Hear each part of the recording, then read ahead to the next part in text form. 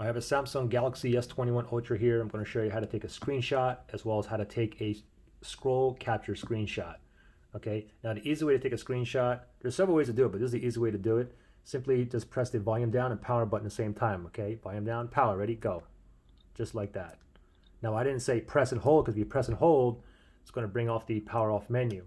Okay, so just volume down, power, press them both at the same time.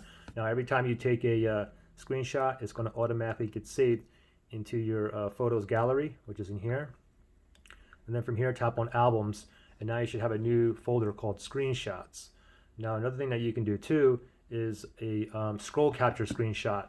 So basically, let's say I'm browsing I have the browser open here, and I'm going to click on a website here, and now I can see this website here, and I want to go ahead and take a screenshot of like half of this page. Instead of doing, a screenshot here, a screenshot here, a screenshot here, we can actually take an entire screenshot of this entire thing, or half of it, or partial if we wish.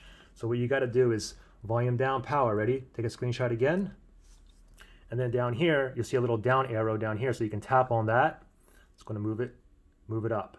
And you can see how much of it is capturing right here. So we keep on going. Okay, keep on going. Do you want more than that? We'll go one more. Yeah, that looks about it right there. And now that'll get saved automatically again into your photos gallery. So I'm going to click on that.